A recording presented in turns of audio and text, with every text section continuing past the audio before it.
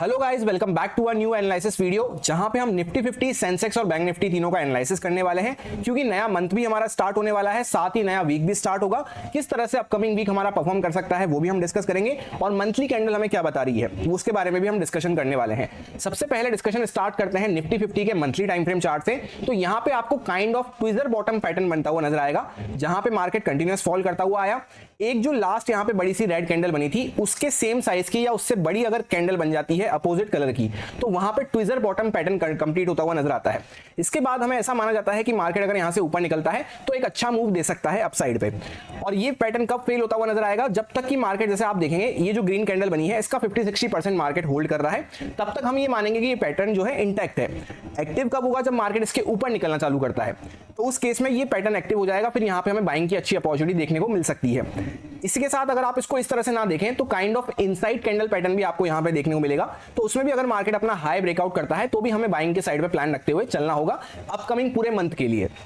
तो सिंपल रखेंगे प्लान को कि अगर मार्केट वापस से यहाँ पे क्रॉस करता है तो हम बाइंग साइड पे अपॉर्चुनिटी फाइंड आउट करते हुए चल सकते हैं। अगर ऐसा नहीं होता है तो यहाँ पे इसका 50-60% जैसे ही मार्केट डाउन साइड पे क्रॉस करेगा उसके बाद हम सेलिंग के साइड पे थोड़ा सा प्रायोरिटी रखते हुए चल सकते हैं। और अग्रेसिव सेलिंग की अपॉर्चुनिटी जब भी मिल पाएगी जब मार्केट इसका लो ब्रेकडाउन करके इसके नीचे जाना चालू करता है।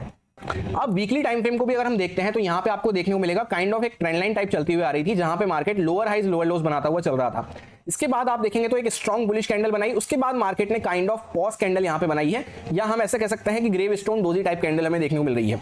तो आपको ऐसा वीकली कैंडल में देखने को लगेगा कि ये नेगेटिव कैंडल है क्योंकि मार्केट ऊपर गया उसके बाद नीचे आके वापस से वहीं पे क्लोज करता हुआ नजर आया है। पर जब भी इस टाइप की कैंडल बनती है, अगर मार्केट फ्लैट खुलता है या गैप अप खुल के या छोटा मोटा गैप डाउन खुल के भी अगर ऊपर निकलना चालू करता है ट्यूसडे को, तो उस केस में ये जो कैंडल है इसका हायर पॉइंट मार्केट टच कर सकता है अपकमिंग वीक में और इसके भी ऊपर निकल के जा सकता है। वहीं पे अगर ऐसा नहीं होता है, मार्केट एक दिन भी इसके नीचे क्लोज करना चालू करता है, तब कहीं ना कहीं ये जो बायर्स यहाँ पे होल्ड करके बैठे हैं उनके ऊपर थोड़ा सा खतरा बढ़ता हुआ नजर आएगा। उस केस में हमें सेलिंग का प्रेशर देखने को मिल सकता है। पर अभी एज सच कोई भी दिक्कत नहीं है क्योंकि मार्केट ने यहाँ पे सेलिंग में जाने की कोशिश करी, एक बार मूव करा, वापस से पुल बैक लिया, काइंड ऑफ डबल बॉटम या डब्ल्यू पैटर्न यहाँ पे बनाता हुआ नजर आया मार्केट। उसके बाद मार्केट ने स्ट्रॉन्ग मूव दिया, फिर यहाँ पे मार्केट थोड़ा सा रिट्रेसमेंट लेके, बेसिकली इस तरह से आपको मूव देखने को मिल रहा होगा, रिट्रेसमेंट लेके खड़ा हुआ है। तो वापस से थोड़ा सा ऊपर निकलता है तो बाइंग की अच्छी अपॉर्चुनिटी हमें देखने को मिल सकती है, जैसा हमने मंथली टाइम फ्रेम पे भी डिस्कस किया। अब डेली टाइम फ्रेम पे हम लोग आ चुके हैं। यहाँ पे आप देखेंगे तो एक इनसाइड कैंडल पैटर्न आपको देखने को मिलेगा। फ्राइडे को मार्केट में ज्यादा कोई मूव होता हुआ नजर नहीं आया, मार्केट प्रॉपर इनसाइड कैंडल के अंदर में काम कर रहा था। तो सिंपल रखना होता है हमें कि जब भी इनसाइड कैंडल पैटर्न बनता है इसके बीच में हमें ज्यादा कोई अपॉर्चुनिटी नहीं मिल पाएगी।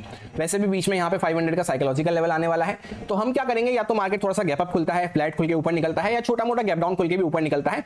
इसको अगर क्रॉस करता है तो इसके ऊपर बाइंग के अच्छे मूव हमें मिल सकते हैं।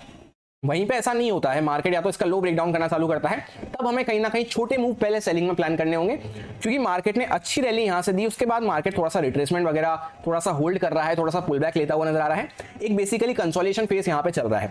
तो नीचे निकलता भी है तो पहले मैं अपनी क्वांटिटी थोड़ा सा कम रखने की कोशिश करूंगा क्योंकि मार्केट वहां पे एक ट्रैप बना के भी थोड़ा सा वापस से ऊपर आ सकता है। अब हम लोग आ चुके हैं 15 मिनट टाइम फ्रेम पे। ये कुछ लेवल्स को हमने लास्ट दिन पे डिस्कस किया था जब हम एनालिसिस कर रहे थे। उसके बाद आप देखेंगे तो यहाँ पे 500 के आसपास मार्केट ने इसका एक बार ब्रेकआउट किया, ब्रेकआउट को फेल किया, तो जो भी लोग यहाँ पे बाय करके बैठे होंगे उनकी सबकी पोजीशन मार्केट खाता हुआ नजर आया है, उनको एग्जिट करवाता हुआ नजर आया है। इसी के साथ क्या था कि सामने एक बड़ा सा वीकेंड आ रहा था, हॉलीडे 3 दिन की थी, तो यहाँ पे कोई ज्यादा हैवी पोजीशन लेके जाना पसंद नहीं करता है।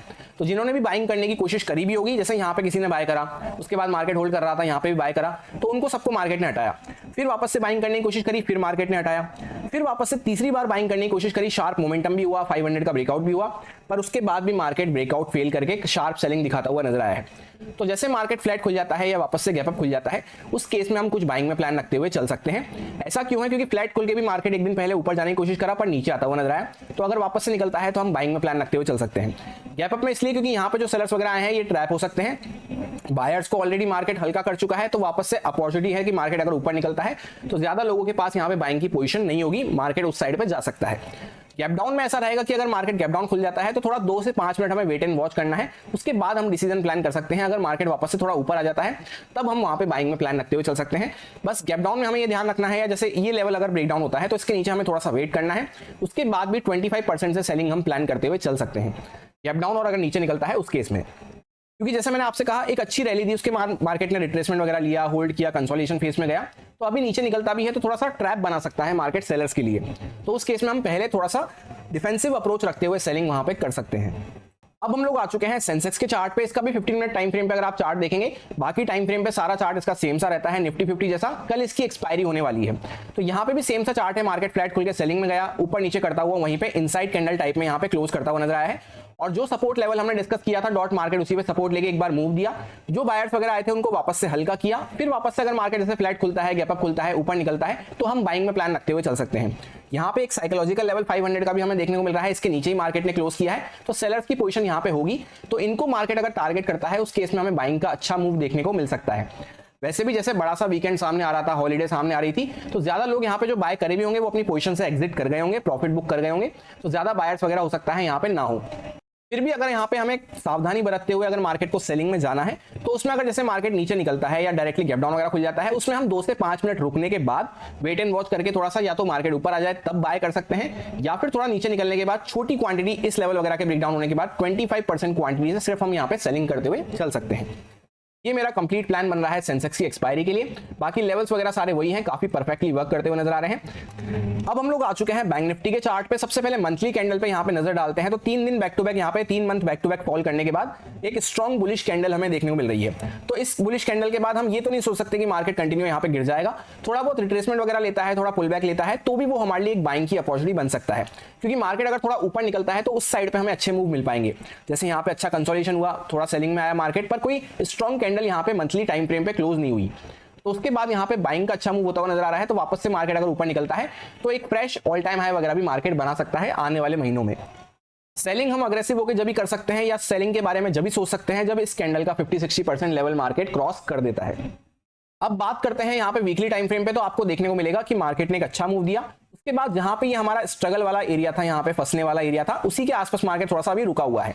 एक अच्छा मूव मार्केट कर चुका है, तो वापस से अगर इसको क्रॉस करता है तो बाइंग का अच्छा मूव हम कंटिन्यू प्लान करते हुए चल सकते हैं। उस केस में हमें अच्छे मूव मिल सकते हैं। फिर मार्केट इन लेवल्स के आसपास जाके थोड़ा सा यहाँ पे रुक सकता है, रेजिस्टेंस फेस कर सकता है, फिर वापस से अगर इसको क्रॉस करता है तो बाइंग के और अच्छे मूव मिल सकते हैं। सेलिंग का फिलहाल यहाँ पे अग्रेसिव होकर करने का भी कोई भी साइन नहीं है, जब तक मार्केट हमें कंफर्म नहीं कर देता है कि वो सेलिंग की साइड पे जा रहा है। डेली कैंडल पे अगर हम नजर डालते हैं, तो यहाँ पे डेली टाइम फ्रेम पे आपको देखने को मिलेगा एक अच्छा रैली लिया मार्केट ने, उसके बाद एक पुल बैक दिया, काइंड ऑफ यहाँ पे एम पैटर्न टाइप मार्केट बनाने की कोशिश कर रहा है। पर एक अच्छा मूव होने के बाद क्या होता है, जब एम पैटर्न मार्केट बना रहा है, जैसे इनसाइड कैंडल वगैरह यहाँ पे बनाई थी, उसके बाद मार्केट इनसाइड कैंडल के हायर पार्ट पे यहाँ पे थोड़ा सा पॉज लेके खड़ा हुआ है, प्रॉपर स्पिनिंग टॉप या डोजी कैंडल हमें देखने को मिल रही है। तो अगर मार्केट इसका हाई क्रॉस करता है तो यहाँ पे काफी सारे सेलर्स की पोजीशन कवर हो सकती है, उस केस में हमें बाइंग का अच्छा मूव देखने को मिल सकता है। वहीं पे सेलिंग हम जब भी कर पाएंगे जब मार्केट पहले तो इसके नीचे आता है, यहाँ पे निकलने के बाद भी हो सकता है, क्योंकि इस एरिया में भी सेलर्स को लोग ट्रैप करते हुए नजर आए, बायर्स लोग सेलर्स को ट्रैप करते हुए नजर आए। तो इसमें हम यहाँ पे अग्रेसिव होकर सेलिंग प्लान नहीं करेंगे, थोड़ा नीचे निकलने के बाद ही हम सेलिंग के बारे में सोच सकते हैं। उसमें भी कैसा है कि एक अच्छा मूव लिया, यहाँ पे एम पैटर्न वगैरह देख के अगर सब लोग सेल करेंगे तो मार्केट हो सकता है कभी कभी ऐसा आपको देखने को मिलेगा, मार्केट इस तरह से करता है, थोड़ा सा ब्रेकडाउन करा और वापस से ऊपर निकल गया। इस कंसेप्ट को कहते हैं लिक्विडिटी ग्रैब का कंसेप्ट। तो लिक्विडिटी यहाँ पे जनरेट करके मार्केट वापस से कभी कभी ऊपर निकल जाता है। इसीलिए मैंने आपसे दोनों इंडेक्स में बाकी में भी ये कहा कि अगर हमें सेलिंग करनी है तो थोड़ा सा अभी रुक के करने की जरूरत है, थोड़ा डिफेंसिव अप्रोच के साथ, वो भी थोड़ा मार्केट जब नीचे निकलता है उसके बाद। अब हम लोग आ चुके हैं 15 मिनट टाइम फ्रेम पे। ये कुछ लेवल्स को हमने डिस्कस किया था, dot to dot, point two point काफी अच्छे से वर्क करते हुए नजर आए। मार्केट फ्लैट खुला, ऊपर जाने की कोशिश करा, पर वापस से एक बार सेलिंग में आया। जो भी लोग, ये पैटर्न मैंने आपको कई बार समझा रखा है कि मार्केट एक अच्छा मूव करता है, उसके बाद यहाँ पे होल्ड कर रहा है, तो यहाँ पे भी ज्यादा बायर्स इकट्ठे होते हैं। उस केस में पहले मार्केट ने इन बायर्स को हटाया, एक अच्छा मूव वापस से दिया, यहाँ पे भी जो बायर्स आए होंगे उनको भी मार्केट हटा चुका है।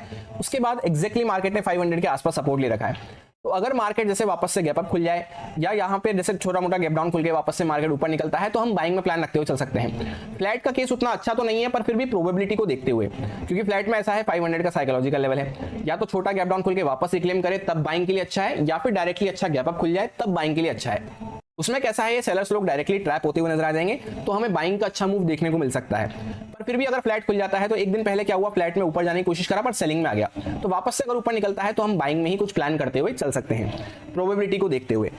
और जैसे अगर हमें सेलिंग प्लान भी करनी है, यहाँ पे थोड़ा सा कॉशियस अप्रोच रखते हुए किस तरह से हम वहाँ पे एक सेफ प्लान अपने लिए बना सकते हैं कि अगर मार्केट कुछ अलग करता है तो सेलिंग हम कब कर सकते हैं, पहले मार्केट को थोड़ा नीचे निकलने दो। नीचे निकलने के बाद भी जैसे यहाँ से एक अच्छा बाइंग का मोमेंटम हुआ था, उसके बाद इसके नीचे अगर कुछ प्राइस बनना चालू होता है थोड़ा नीचे निकलने के बाद, तब फिर क्या होगा, यहाँ पे 51,000 का लेवल भी पास में आ जाएगा। इसके नीचे फिर काफी बायर्स अपनी पोजीशन कवर करेंगे, तब हम छोटी क्वांटिटी से सेलिंग प्लान करते हुए चल सकते हैं। तो फिलहाल सेलिंग का अभी तीनों इंडेक्स में कोई प्लान नहीं है, जब तक मार्केट कोई कंफर्मेशन नहीं देता या थोड़ा नीचे निकलना चालू नहीं करता है। अगर ऐसा करता है, कंफर्मेशन देता है, नीचे निकलता है, तब भी 25% हम यूटिलाइज करते हुए चल सकते हैं, जिस तरह के अभी कंप्लीट चार्ट स्ट्रक्चर हमें देखने को मिल रहे हैं। बाकी लेवल्स वगैरह point two point, dot to dot काफी अच्छे से वर्क करते हुए नजर आ रहे हैं। साइकोलॉजिकल लेवल के आसपास अभी हम खड़े हुए हैं। सो यही मेरा कंप्लीट एनालिसिस बन रहा था तीनों इंडेक्सेस में, जो आपके साथ प्योरली एजुकेशन एक्सपीरियंस पर्पस से शेयर किया गया है, सारे लॉजिक्स और रीजंस को एक्सप्लेन करते हुए अच्छे से काफी डिटेल में। अब अगर आपको अच्छा लगता है, समझ में आया है, तो आप इसको यूज में ले सकते हैं अपने रिस्क पे, अपने प्रॉपर रिस्क मैनेजमेंट को फॉलो करते हुए, अच्छे से स्टॉप लॉसेस वगैरह को फॉलो करते हुए। Happy Sensex expiry, thank you.